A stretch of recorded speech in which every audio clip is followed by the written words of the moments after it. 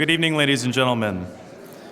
My name is Owen Tillman. I'm a junior in Davenport College, and I'm the editor-in-chief of the Buckley program's student paper, the Buckley Beacon. It is my honor to welcome you to our conference's capstone debate featuring Scott Jennings and Noah Rothman, entitled "The Trump Agenda is Conservative." In his June 2015 kickoff speech to the nation, then presidential candidate Donald Trump spoke of an urgency to our politics. He spoke of a conservatism that took a hardline approach to immigration, reinterpreted the U.S.'s commercial and military relationships with other nations, and took an active stance against the stronghold of moneyed interests on American politics. 10 years later, the conservatism of Trump's agenda remains suspect. The philosophy of, say, William F. Buckley, Jr., one grounded in a historical commitment to tradition and institutions, has been asked to explain an era of American populism, growing inequality, and a breakdown of narratives, including but not limited to American exceptionalism. To address these issues, we turn to two esteemed panelists, who I will introduce in a moment. Before I do so, a quick note on the structure of tonight's debate. As opposed to having timed opening statements and rebuttals, our guests tonight will have the opportunity to engage in an open discussion with each other. The idea here being, we would like to facilitate a conversation that flows freely and encourages our panelists to engage with ideas in a full and fair fashion. Our guests will have the opportunity to provide opening statements and then proceed with back and forth rebuttals. And about halfway through, I will jump in with a couple questions of my own, and afterward, we will turn it over to you, the audience, for your own questions. With that in mind, let's introduce our panelists. In the affirmative is Scott Jennings. Scott is among the most well-known pro-Trump conservatives anywhere in the country. He is a longtime confidant of U.S. Senator Mitch McConnell and was Special Assistant and Deputy Director of Political Affairs to President George W. Bush. A Kentucky native, he is a founding partner of Runswitch Public Relations, a communications firm based in Louisville that specializes in corporate and political strategy. You probably recognize him from his frequent appearances on CNN's Newsnight with Abby Phillip, where he is a senior political contributor. In the negative is Noah Rothman. Noah is a senior writer at National Review and was previously a contributor at MSNBC News and an editor at The Commentary magazine. Noah earned his master's degree from Seton Hall University, where he studied diplomacy and international relations with a focus on security policy in former Soviet space. He is the author of Unjust, Social Justice and the Unmaking of America, The Rise of the New Puritans, Fighting Back Against Progressives' War on Fun, and his third book, Blood and Progress, A Century of Left-Wing Violence, will be released in 2026. With that in mind, gentlemen, I ask you the following question. Is the Trump agenda conservative? Let's have a good debate, and we'll kick it off with Scott for the opening word.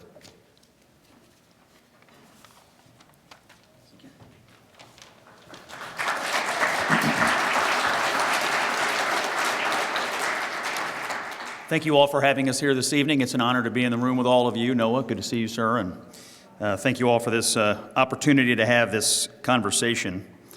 You'll forgive me, I am not accustomed to speaking for more than 6 or 7 seconds at a time without being interrupted, so this may seem a little weird. They gave me 5 whole minutes to talk. So the resolution before us is simple. Is the Trump agenda conservative? And I think it's an interesting question because we're judging the agenda, but we're also judging the presidency, and I think sometimes those are two different things. And so I'm going to argue about the agenda, but I think it's hard to talk about a sitting president without talking about the entirety of his presidency, because sometimes things that presidents do don't have anything to do with a policy agenda, but rather have to do with an attitude or a way that he is choosing to lead the country in a particular moment. But my view is that the Trump agenda and the Trump presidency can be fairly judged as being conservative. That's not to say that he hasn't occasionally done things that most of us wouldn't regard as not conservative. But on the whole, it would be hard to argue otherwise, in my opinion. We'll begin with a little common sense. For decades, the conservative movement made promises that it sometimes did not deliver on. Judges that were faithful to the Constitution, deregulation, a strong America, a humming economy, an end to endless wars, a government that put Americans ahead of globalist theories, and for decades, some of these theories gathered dust on white papers at think tanks while the left pillaged and took over every institution in America. Then Donald Trump showed up. And for all the hand-wringing about his personal style, he actually did the things that we all said we wanted to do. First, the courts. Barrett, Kavanaugh, Gorsuch, the most consequential judicial trio in modern history. Their jurisprudence restored the Constitution to the center of American law. And yes, that includes the decision that finally overturned Roe v. Wade, something we had promised for 50 years, but could not achieve until the presidency of Donald Trump. Turns out you have to put the right people in the right seats to get the outcomes that you want. You don't have to like his social media to acknowledge that he delivered on the most important conservative policy victory in a half a century. Second, the economy. And I know we'll have some debates about economic theory here tonight. In his first term, he in fact unleashed a roaring economy by cutting taxes, by cutting regulations, by expanding energy production, and yes, by standing up to China. These were not moderate or centrist positions. They were unapologetically conservative positions. And in his second term, the tax cuts had been made permanent. Before the pandemic, America had its lowest unemployment in 50 years, including historic unemployment lows for African Americans and Hispanic workers. Wages were rising, middle-class optimism was rising, and benefits were flowing to broadly middle America, the working class of America that has more and more lately described itself as conservative. Third, foreign policy. Conservatives have long said that peace is achieved through strength, not weakness, not apology tours, not lectures from Foggy Bottom. Trump rebuilt and will soon rearm a hollowed-out military. He has confronted China. He defeated the ISIS caliphate. He moved the U.S. Embassy to Jerusalem. He brokered the Abraham Accords and will soon see their historic expansion. He kept the United States out of new quagmires. Some people are currently complaining about the Trump doctrine in our hemisphere, but I think most Americans would agree it's conservative to keep deadly drugs out of our country. The results speak louder than any words or speeches ever could. And regarding foreign policy, perhaps the most important thing that he has done since coming onto the scene, whether he intended to or not, or whether he knew that he was stepping into this role or not, Donald Trump has become the number one conservationist of the future of Western civilization. Administrative state. Conservatives have always warned about Washington's unelected bureaucracy, that it is the greatest threat to self-government. Trump did not just warn about it, he exposed it. He took on permanent government institutions and people that have frustrated all of us for generations. He stripped away federal regulations, more than any president in history. And he reminded us and made it a central part of our argument and operating theory that government works for the people, not the other way around. Finally, cultural clarity. Part of conservatism, in my opinion, is cultural confidence, the belief that America is good, that Western civilization is worth defending, and that common sense should be a key part of our ideology in every decision. The president shattered the left's monopoly on elite discourse. His presidency and his agenda represent the end of political pablum, the death of political pablum. Thank God, when you're a political consultant like I am, the pablum often becomes too much, and the president has absolutely murdered it to death.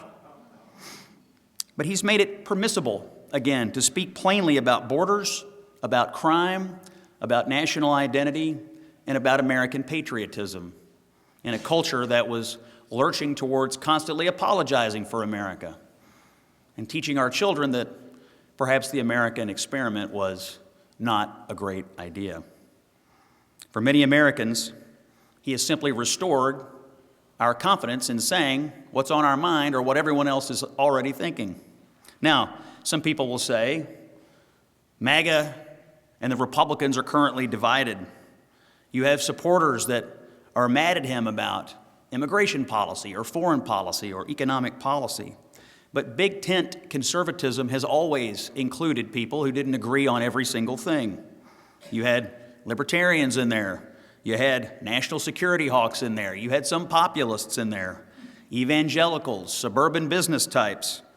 The question isn't whether everyone agrees on every single plank. The question is whether the core of the agenda broadly represents conservative principles. My argument today is that Trump's agenda did, the results did. The coalition, which is larger and more working class than any coalition in the history of the Republican Party, certainly since Reagan, proves it. So if conservatism means originalism, constitutionalism, a strong America, secure borders, growing paychecks, deregulation, lower taxes, energy abundance, a restrained administrative state, and unapologetic Western values, in my opinion, this is not even a close call. The Trump agenda and the Trump presidency wasn't just conservative, it has been transformational. It has delivered what conservative elites had promised for decades, yet often had trouble producing. It was conservative success through common sense execution that refused to be hemmed in by old arrangements. So the resolution is not just affirmed, it is embedded in the record, written into the judiciary, and felt in the lives of millions of Americans. My resolution is that, yes, the Trump agenda is conservative. Thank you for having me here this evening.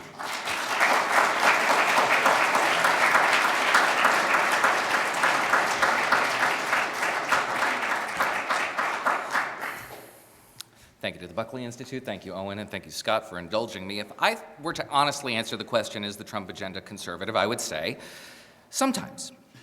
And I think all of us in this room are very grateful for those times. But when Trump departs from conservative principles, it is not a mere tactical accommodation with political realities. They are born of the president's genuine conviction and his willingness to delegate authority to people who define Trumpism as statism. And I fear that has created a breach through which the forces on the right who are hostile to conservatism will rush. As we've seen today throughout these panels, it's very difficult to define what a conservative agenda is. It contains masses. What we can say, in the interest of time, is that we know what conservatism is not. Conservatism is not progressivism. Since there's been a movement that could be plausibly called conservative in America, it has rejected some of the foundational premises to which progressives subscribe. Those are questions of first principle, inquiries into essential human nature and the proper relationship between man and the state. A conservative disposition compels its adherents to recognize that means are as important as ends, because conservatives are aware of unintended consequences and wary of the fact that our choices are accompanied by trade-offs. The conservative temperament calls on us to refuse to define degeneracy down and to reinforce stigmas around antisocial behaviors, even if they're cathartic or liberative. We believe in and enforce consequences for one's actions. We encourage character formation through discipline and forbearance. We are morally accountable to our maker. It is on those grounds that I dissent from elements of the Trump agenda that are progressive.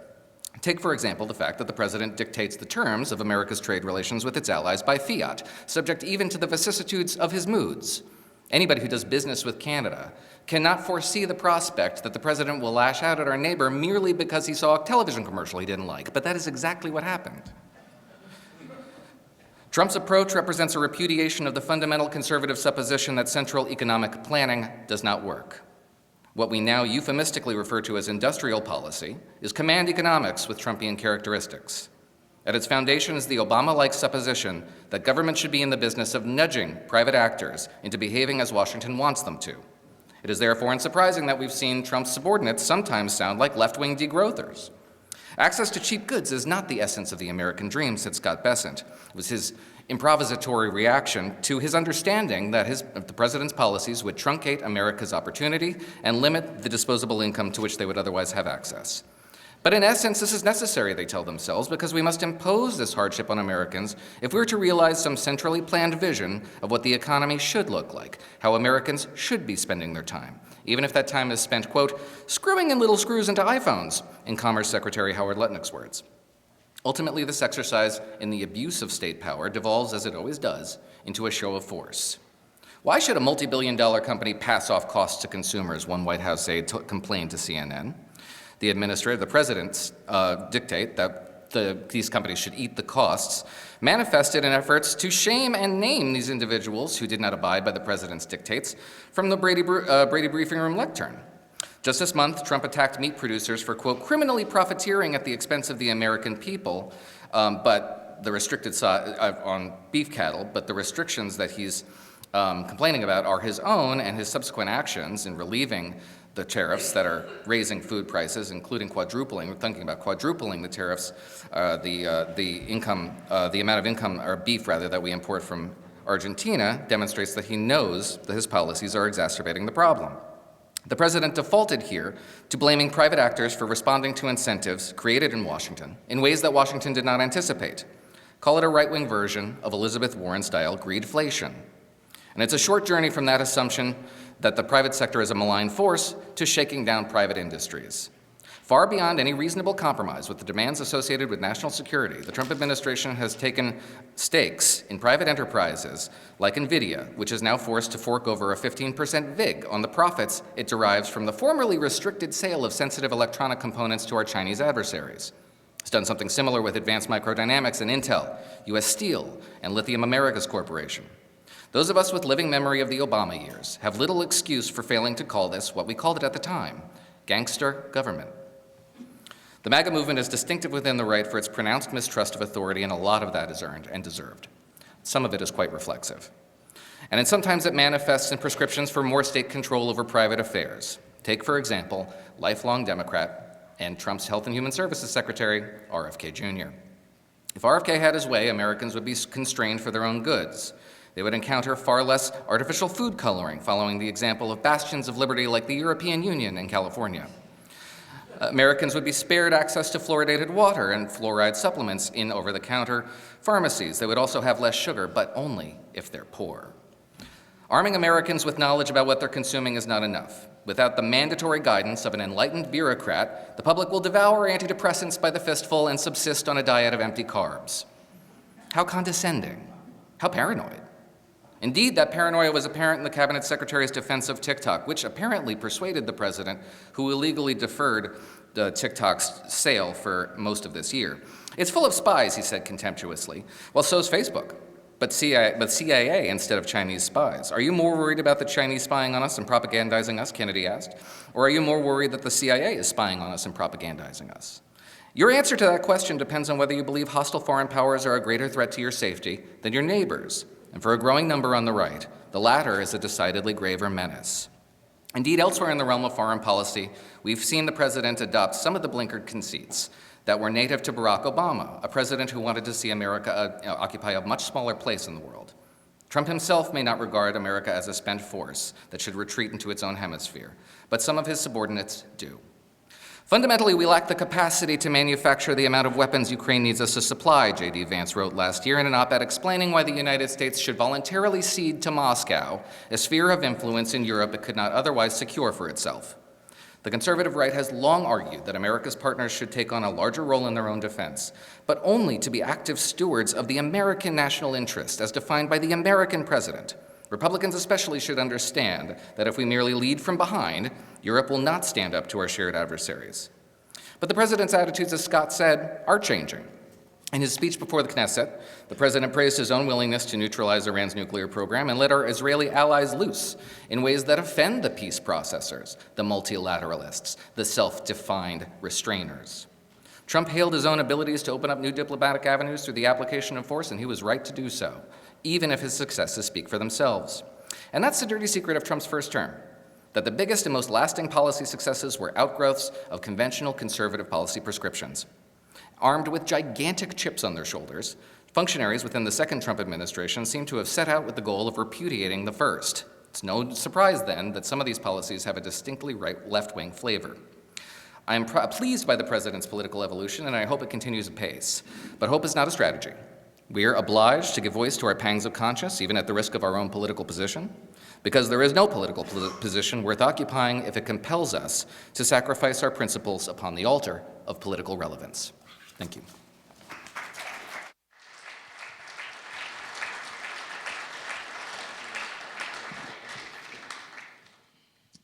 All right, we will be moving into an open discussion now. I think, Scott, you should have the word in response to the most recent speech. Well, I don't disagree with my sparring partner here that the president has had some dalliances that we would all agree wouldn't be traditionally conservative. That's absolutely true, and I don't think he would dispute that either. I actually interviewed the president recently, and I asked him, does he consider himself to be more of a conservative, or if he leans more heavily into the branding that he's applied to his party, which is common sense. And he said, well, I'm most of the time conservative is common sense. And so he thinks of his decision making as conservative, but you can tell, he said most of the time. And so he's not necessarily hemmed in by the idea that he must operate within an ideological framework outside of what he's laid out broadly as his theory, which is simply, I'm just going to do what's common sense and what's in the best interest of America. I think judging these presidents, and I worked for one who I think we would all agree was broadly conservative, George W. Bush. He had his dalliances with non-conservative ideas as well on numerous occasions, and things I certainly am chagrined about to this day. Campaign finance reform. And so I guess some of the questions we have to answer when we debate these matters is how much ideological purity do you expect out of your Republican presidents, and how much latitude are you willing to give them for tactical movements that are politically required in the moment or that match the coalition that they've built. And I'll just end with this, Noah, which is that the president has built a coalition that is extraordinarily strange. It's large, but it's strange. We now exist in a political party that contains RFK Jr., Mitch McConnell, Rand Paul, Jillian Michaels, and Donald Trump. It's a strange coalition, and often tactically operating within a broad coalition like that, as most successful presidents do, means you occasionally wind up doing things that will be considered ideologically impure but tactically sound in the moment. Yeah, that's the point I attempted to make in the speech, is that there's tactical accommodations that must be made with political realities. We should say at the outset that it is an apples and oranges comparison if we're talking about the Republican Party's electoral coalition and the ideological coalition of the conservative movement. These are just two completely distinct things. But yes, I'm curious if you think that the president has undergone some sort of a political evolution there, because in his first term, he would describe himself as a pragmatist, and he faced a lot of criticism from doctrinaire conservatives, and he would say, this is not the conservative party, this is the Republican Party. I'm running as a Republican, I'm not running as a conservative. Presumably, my assessment there is that he was frustrated with his critics and was attempting to put his critics in their place, not necessarily to make an ideological statement. But the departures from conservative ideological prescriptions in policy seem to me to be motivated by pragmatism. And you can make the argument, though it's not a dispensation the MAGA types would ever give Ronald Reagan. When Ronald Reagan had to work with the Democratic Congress, the apostasy is unforgivable. For some reason, Donald Trump gets special dispensation. But it's rarely, in my view, that he's navigating thorny political landscapes when he does that he's seeking the path of least resistance at times when he doesn't necessarily have to, when he could mount a fight if he were so inclined, but chooses not to. Oh, well, I think he is an in the moment counterpuncher. My observations of him have changed somewhat this year, to be candid, because I've spent some time with him. I have a book coming out Tuesday, and it caused me to spend some time with him. And plug it. Yeah. It's called A Revolution of Common Sense, and and Noah and I will now pause for you to pull out your phones and order it. No, really, we will not continue until we will not resume until you do so. But he's a counterpuncher, and I think that is applied both to policy and politics and in the moment media and political relations. You know, he reacts to things in the moment. And things are always in motion. That's the one thing I really learned about him this year is that things are constantly in motion. Sometimes put in motion by other actors, sometimes put in motion by him, or sometimes both. But because things are constantly in motion, he's prone to constantly being willing to change his direction, to zig when they think he's going to zag, or to return to a topic that people had thought had been put to bed. And so, you know, strictly speaking, you know, if you were a conservative and you were operating from a purely ideological perspective, you would sort of set course and let it ride. That's just not his theory at all. He is constantly willing to make adjustments or trim the sails or move in a different direction if he think in the moment it's tactically or politically beneficial. And I don't actually think he thinks that much about, well, if I do that movement, is it going to be considered a betrayal of conservatism? What he is thinking is, if I don't make this moment, I am not going to win this particular exchange. Now, obviously, the area where he, I think, most obviously departs from the movement is on the tariff issue, which you raised.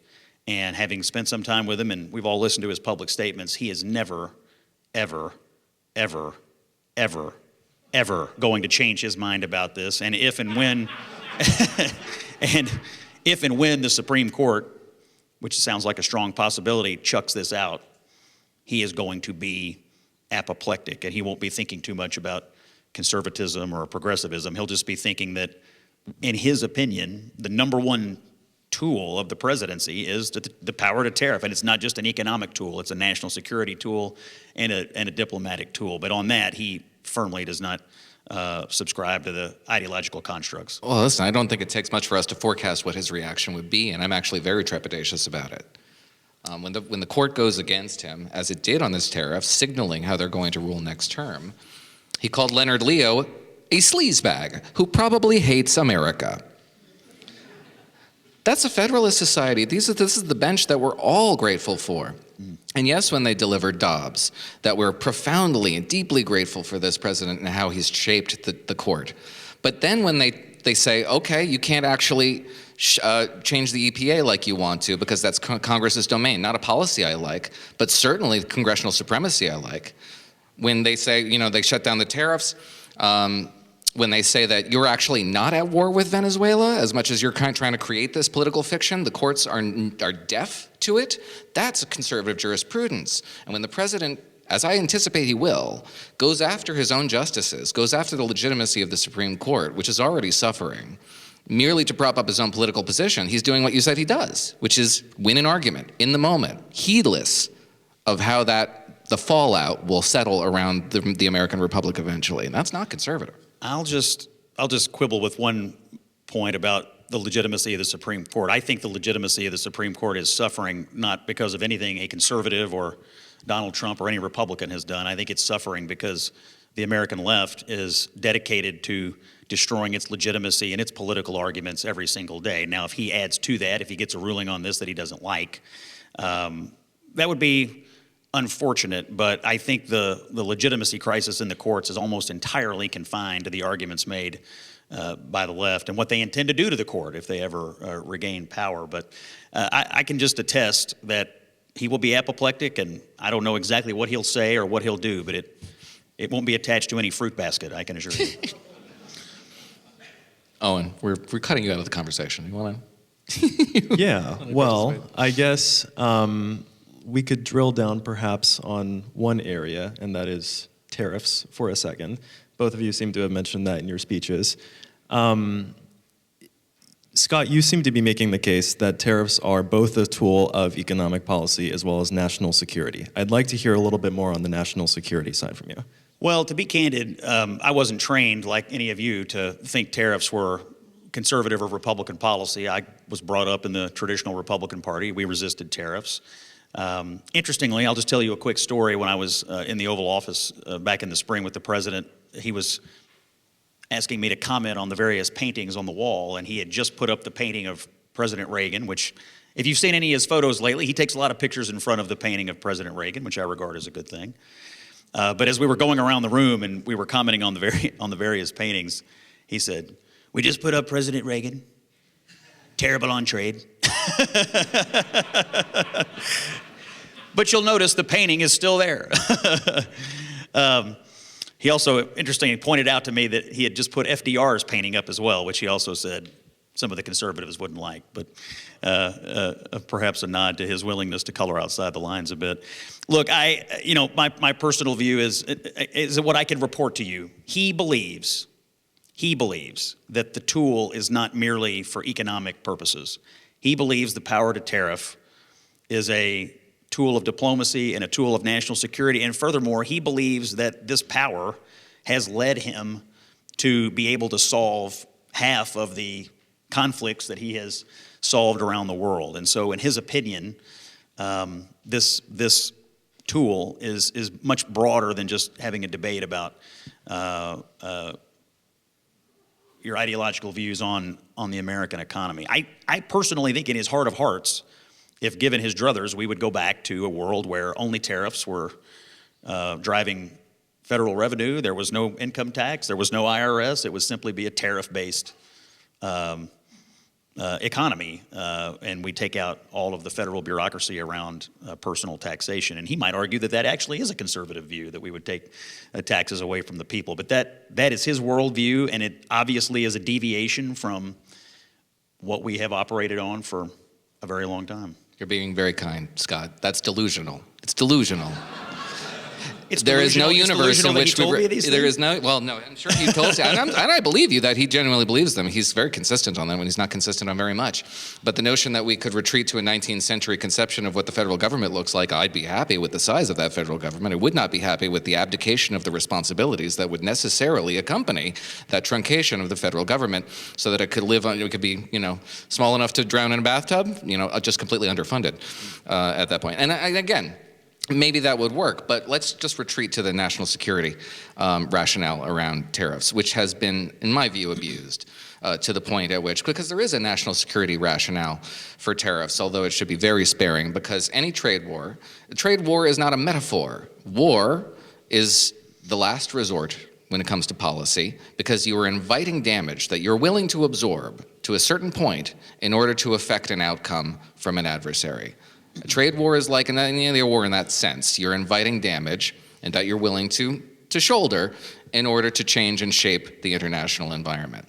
But these are not national security tariffs. They're designed, and in their more honest moments, the Trump administration's functionaries will say as much, subordinates, appointees, and other officials within the Trump administration, that it is designed to reshape the economy in ways that are desirable to the Trump administration, that they think that aesthetically that there's a certain element of our economy that should look different than it looks now. And I'm thinking specifically about industrial capacity and our capacity to have an industrial workforce. That's what they talked about throughout the spring.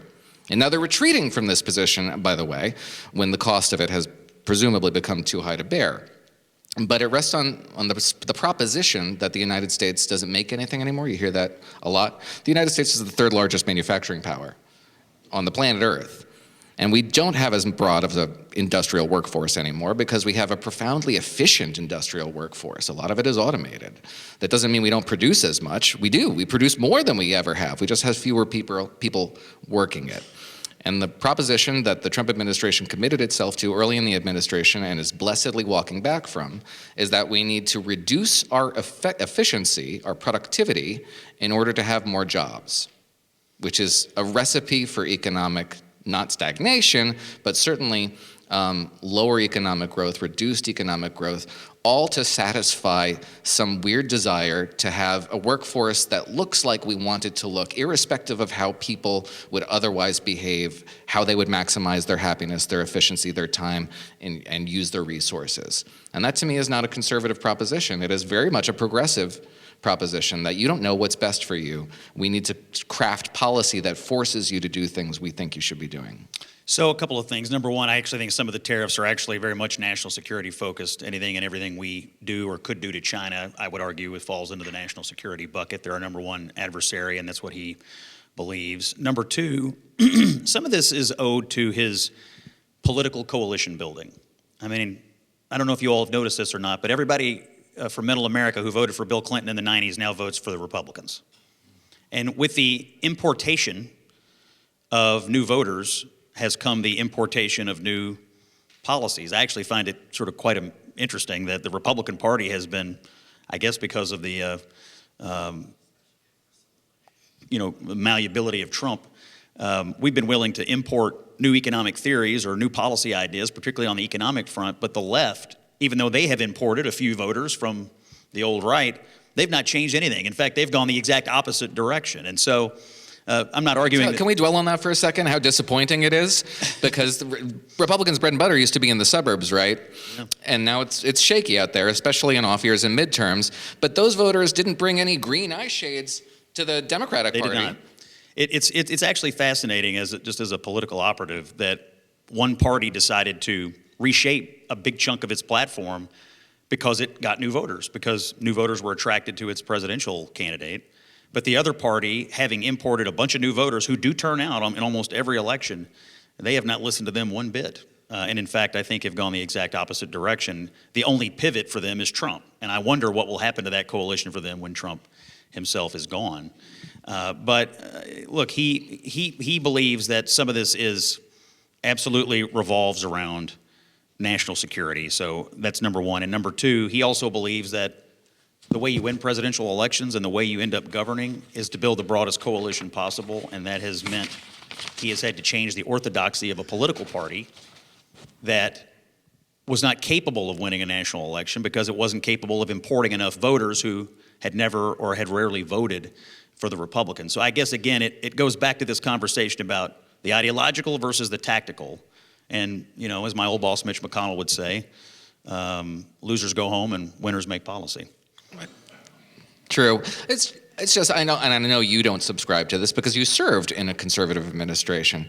And there is this weird notion that gets bandied about when people talk about, the expansive Donald Trump political coalition and how it's reshaping, in seismic ways, political geography, as though a conservative president never forged a broad ideological coalition. It's just revisionist history to suggest otherwise. Of course they did. Conservatives in the United States have never been anything other than a minority, even within the Republican Party at times. But that doesn't mean they don't win arguments. It doesn't mean they have not forged broad national coalitions around unpopular policy preferences like reducing the size and scope of the federal government, reducing our obligations in terms of underfunded liabilities and entitlements.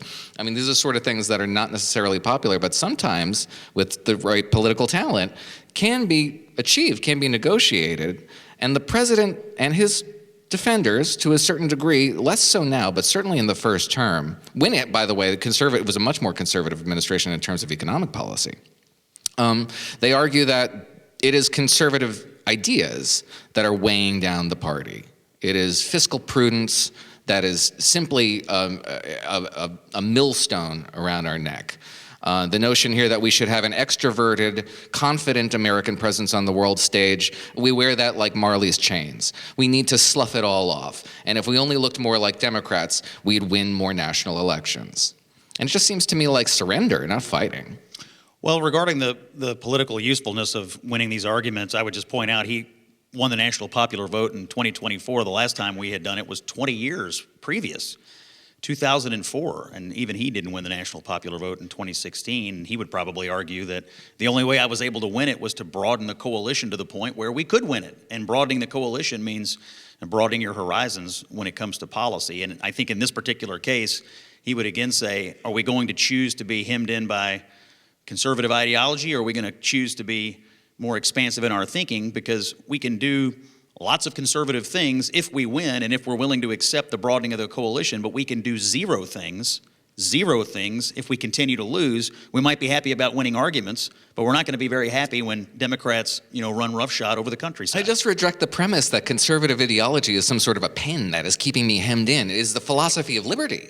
When was the last time you heard a Republican politician say that word, liberty? Your liberty, your economic liberty, your freedom, your capacity to understand your environment, navigate your environment, know what's best for you and your family, and go out and achieve it. All of a sudden, it's like you don't have any agency in your life, that you need somebody to hold your hand and walk you through it.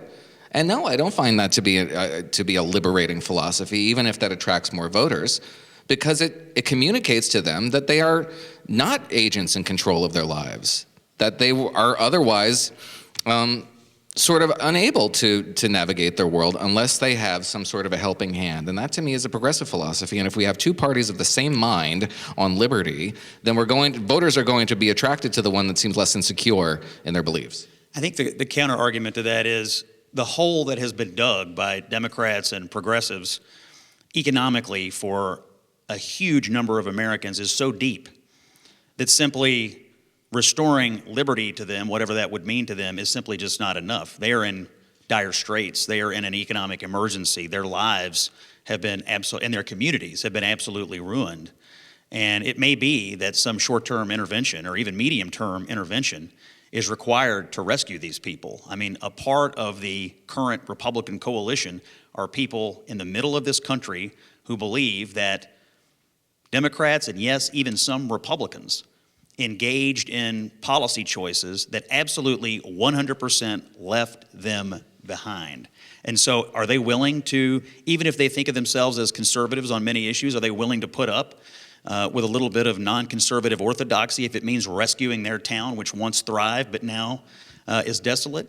I think they are willing to put up with it. And I think the question is, over the long term, if there is a rescue mission and middle America is no longer hollowed out and people are prioritized, and it required some state action to do so, wouldn't we be closer to achieving liberty or freedom or economic freedom for those people in the long run? So I think the counter argument here, Noah, is what kind of an emergency are they in, and how long are you willing to let them languish because of an ideological preference when you elect a president, you expect help now. That's what he would argue. But everybody is in some economic distress somewhere.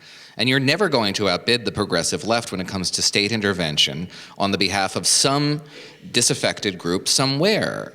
And you're only forestalling the inevitable. You are not stopping market forces. You're just preventing them from going to work in this particular locale for this particular time while this particular policy is in place. Well, you're in service to ideological preferences, and he's in service to political choices and campaigns. And I think in some cases those are at odds. I just don't think it would have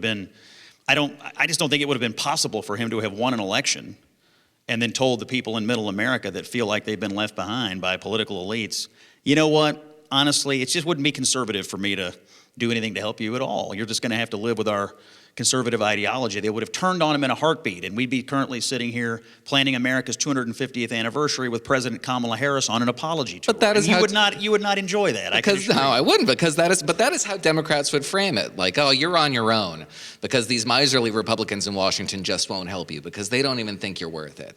And the opposite is true. It's that we have faith in your capacity to navigate your environment, to lift yourself up, to understand your circumstances better. We do have faith in them, but they have been crushed by decades of terrible policy. And how do you say, I have confidence in you, but I'm not going to help get the boot off your throat? Help get the boot off their throat by circumscribing the power of government to alter your circumstances in ways that Washington thinks are best for you, but maybe you don't have any input in. Well, he would argue that what Washington did before was terrible. What Washington can do now is in the affirmative for these people, and eventually will restore them to equal players on the field. I think what he would argue is, and I think this is what J.D. Vance will argue in 2028, even probably more vociferously, is that there are swaths of this country that absolutely were more than left behind. They were absolutely punished because nobody cared about what would happen to them over the long run. Nobody cares about their politics. Nobody cares about what happens to their children. Nobody cares that these people who have lived generations in these communities are now living in places that they cannot escape. And I suspect that will be the evolving and predominant argument that gets made in 2028. That'll be a thorny argument for Vance to make after 4 years of the administration he's in now, which is dedicated to the proposition you're arguing. Well, he would argue that the rescue mission is just underway and that I'm going to take it to the next level. And by the way, I can authentically fight this war for the future of hollowed out middle America because I come from it. And it'll be hard to debate J.D. Vance about his upbringing and about what he has personally witnessed. And again, it'll be a reflection of the evolving coalition of the Republican Party. I mean, all the people in J.D. Vance's family, and candidly, all the people in mine, are New Deal Democrats. And it's in the DNA of these people to believe that there is something that government can do. They don't think so much about whether it should. They think about whether it can. And they also think about whether the politics of the moment has just failed them because the people in charge of it couldn't give two rips about how their lives turn out. And so I actually think Vance is going to be something of a more authentic communicator on these topics, if only because he has personal experience with it and President Trump does not. All right, we are nearing about 2/3 of the way through. I'd like to get to audience questions within the next few minutes. So if you have a question, please keep it in mind. And while you're thinking of the questions, I'd like to ask a question of the both of you on the topic of coalition politics, which is something that you both have raised. So in President Trump's second term, I guess you could say variant interpretations of what MAGA means seem to have spawned, right? The right is broadly supportive of President Trump. However, many of its notable members are publicly at odds on questions of foreign policy, economic policy, etc. Presumably, you would both agree that this would be consistent with what you said, Scott, in your speech, that MAGA is about big tent politics, in part consisting of people who felt alienated by what you might call purity testing on the other side. Here's the problem. Isn't it also true that an ever-expanding banner of conservative under Trump could be susceptible to a kind of tragedy of commons, where its expansiveness proves useful for winning elections, but overindulges such that it sheds its relationship to core conservative principle? Let's start with you, Noah, on this question. Well, speaking for myself and maybe a handful of people that I was around in the 2016, 2015 era, one of our biggest concerns, one of my biggest concerns, is the adulteration of the word conservatism. Under Donald Trump, the word conservative and people who associated with conservatism wouldn't resemble anything like people who advocate fiscal prudence and limited government, individual agency, and faith in a higher power, and your responsibility to posterity and generations that come after you.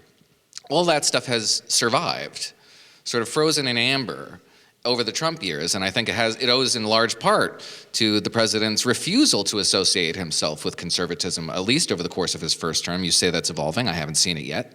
I'm willing to see it. I'd love to see it. But I've been heartened to the degree to which the conservative political philosophy has been resistant to what would otherwise be a forced evolution, an adaptation to circumstances in which conservatism just simply could not thrive, that it would have an evolutionary adaptation in order to survive and would look a lot less like conservatism. As we've seen today, that's not the case. It has not been the case, and I suspect that it won't be. I suspect that after the Trump years, that conservatism will survive as a part of the Republican coalition, which it always has been. Sometimes it's a dominant part, sometimes it's not. But it has survived in a form that I still recognize from the status quo ante, and that is a testament to the enduring principles that it espouses and advocates, that these are transcendent philosophies that do not shift with the political winds. They're in fact very much resistant to that, and that's one of the key features of conservatism, is that it is not subject to the vicissitudes of the moment and the winds and political pragmatism. So, as much as there have been conservative Republican presidents who've had broad coalitions, they usually don't survive a presidency. With very few exceptions in American history, a coalition tends to live and die with the presidency that it accretes around. So I'm not especially worried about that. And I have been heartened by the degree to which conservatism has endured, unadulterated by the various forces at work trying to do that. Well, I actually agree with much of what you just said about the conservative philosophy existing, thriving, and remaining part of the Republican coalition. I think that's absolutely going to be true. And I also agree with you that coalitions often don't outlive presidencies. Although in this particular case, this is the core question for the Republicans of the moment. Who could possibly carry this coalition into the future or even approach it? I actually asked the president in an interview once this year, who do you believe is best equipped to do that? And he answered me for about 5 minutes, and he didn't mention one single name. We had lines going around the buildings, down the blocks.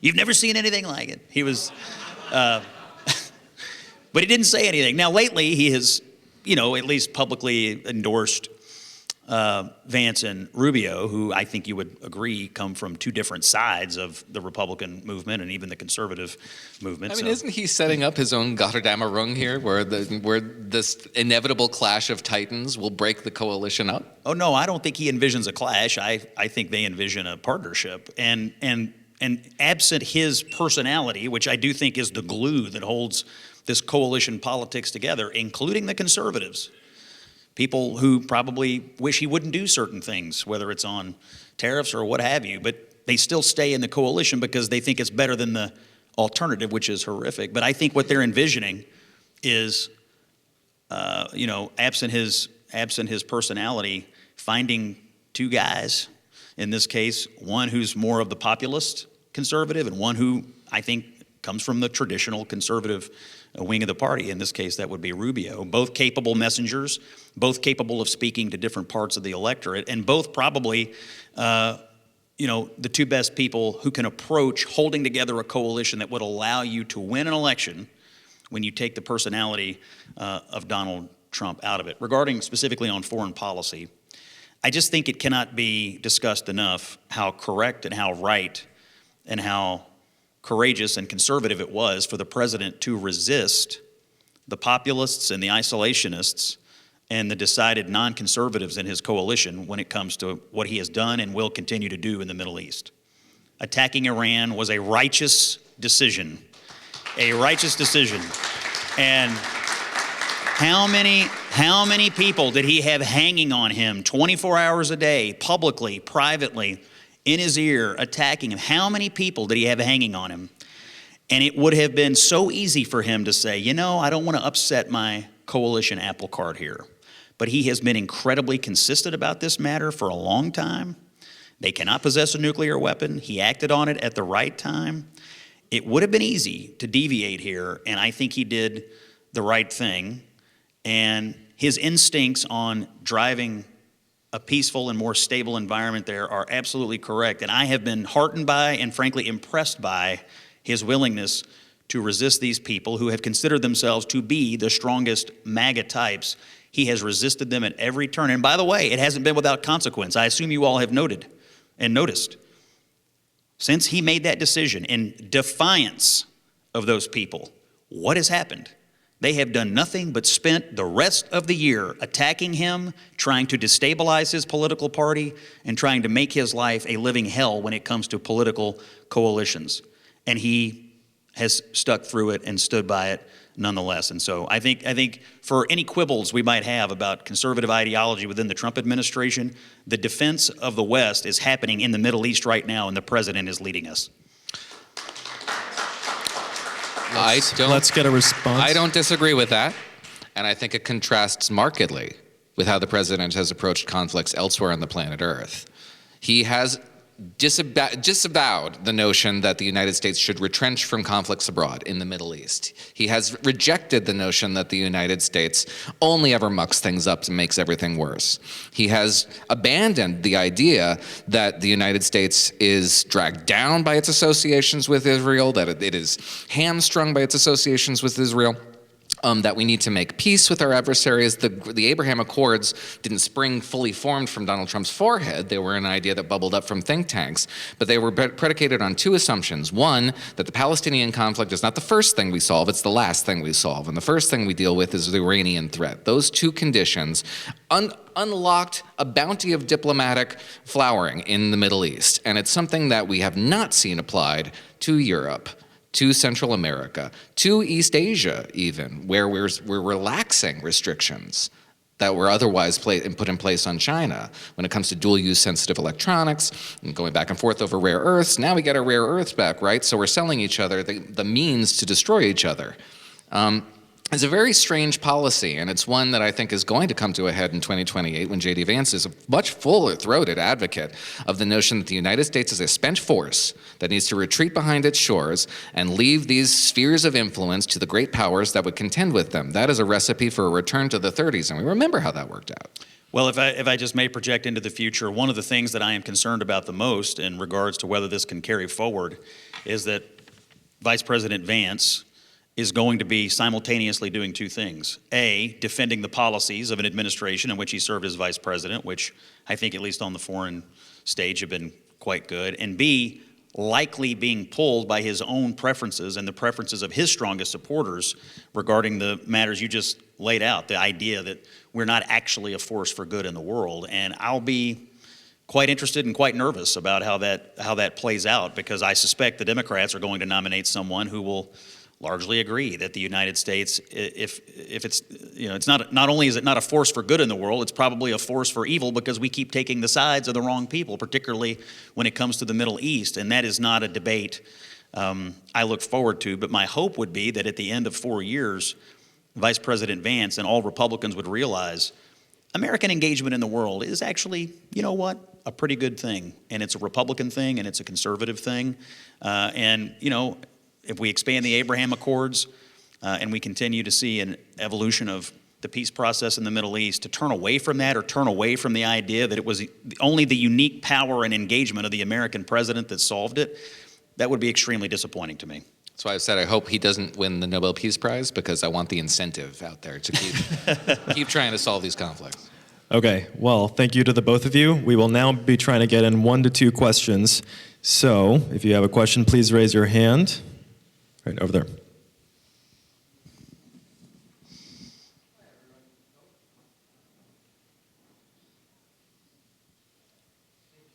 For speaking with us today. My name is Nico. I'm a second-year MBA candidate. I wanted to talk about something that pertains specifically to Yale. When we think about whether or not Trump represents a conservative movement when it comes to free speech, one of the arguments is certainly that there has been incredible overreach on the liberal side across institutions, but I do see that there seems to be a similar impulse now that the hands of power are on the Republican side. Things like international students feeling as if they're not able to speak freely and openly in classrooms because it may impair their visa status, or things like the NIH canceling grants based on whether it includes certain words like diversity or climate change, irrespective of the actual content of those grants. Does that not also represent sort of an overreach into free speech that would be in violation of conservative values? I think those are two different things.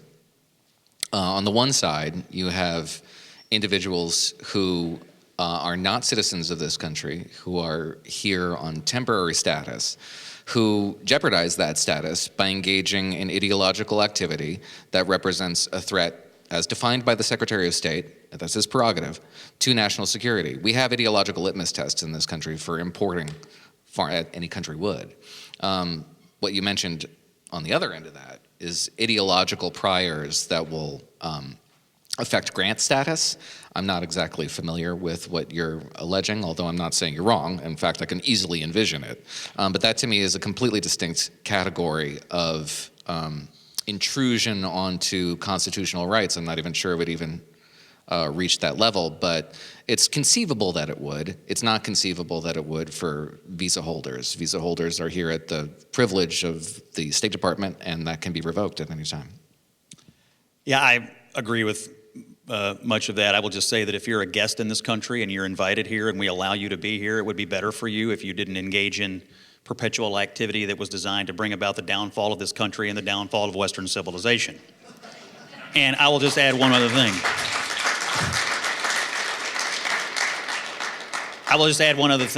It ought to be the goal of universities, at least in part, to engage in some activities and some purpose that revolved around American exceptionalism. And I think what we've seen critical deconstruction of it. Well, I just think what we've seen on some campuses is sort of a lack of interest in American exceptionalism and too much interest in people who are here to tear down America, or worse, terrorize some of the students who are Americans on those campuses because they happen to be Jewish. And I think the muscular response that the Trump administration has taken against some of these universities in defense of our cultural preferences here in America and in defense of our country's national security, as you pointed out, that's the Secretary of State's prerogative, and he's exactly right. I don't think you would have gotten that out of any other administration, Republican or Democrat. I think it took someone like Donald Trump to say, you know what, this is a fight worth having, and sometimes having a fighter is the right thing to have in the office. And so I don't know how it's all going to turn out in the courts, and like Noah, I don't know the particulars of the grants, but I'll tell you this, I would rather a president fight this fight and lose a little bit in the court, but if it meant broadening our national conversation about who the hell is here and what the hell are they doing here and why are our universities fomenting the downfall of the West.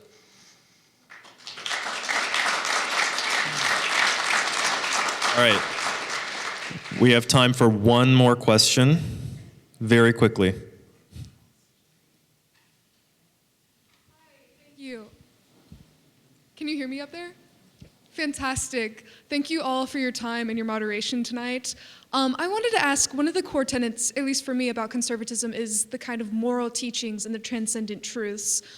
And these seem broadly missing from the Trump administration. So I wanted to get you guys' opinion on how exactly the moral standing of the Trump administration has been, and in fact, if it is possible for a political leader such as Trump to have any kind of moral conservatism.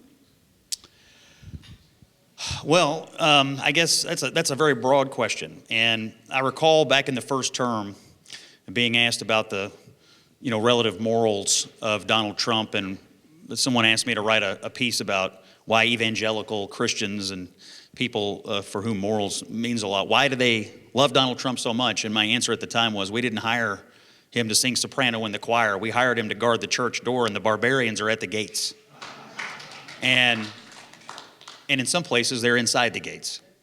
And so I think that it is possible for someone who to run an administration who doesn't necessarily have the pedigree that you're alluding to in his own personal life, but to absolutely take actions that guard those that do, and that guard the values of those that do. And again, just as a political operative, I'm constantly looking at his actions in a dynamic setting where, what is the alternative here? And if you look at the cultural implications of his campaigns and his administration, the pushing back of the transgender cult, the pushing back against DEI, the pushing back against paper straws, all of the things that we would regard as cultural nonsense at best and extraordinarily corrosive at worst, he has been willing to have these fights every single time, and he has made it safe again for people who have values and have morals and engage in faith to pop their head up and speak their mind, when we were living in a world when every single person in this country felt like we had a wet blanket of this crap on top of us. He made it safe for government to do it, and he's made it safe for corporate America to shed all the garbage in which they were forced to engage. Some of them have, some of them haven't, but I would just argue for them it's fine to open the window and come out into the sunlight. And so I don't expect the president, and I don't expect Donald Trump to be a pastor. I don't expect him to give me counseling on morals. I don't expect him to do anything other than make it safe for people who want to live their lives by those tenets to do so. And there is no possible argument that he hasn't done that better than the alternative, and maybe better than anybody who's done it in the last 30 years. I'm not a political operative. I'm an uncompromising ideological zealot. And I do not see the mutual exclusivity of effective executive and moral person, and somebody who doesn't treat individuals like instruments and tools to be used or discarded, who has some sense of the transcendent, and who doesn't behave like a bore and a lout in public. I don't think it's too much to ask. On that note, let's give it up for Scott Jennings and Noah Rothman. Thank you very much, everybody. All right. Just one note for everybody here. The reception will be held outside of these doors. Please make your way there now, as we have time to configure the room for the rest of the evening. Thank you, everybody.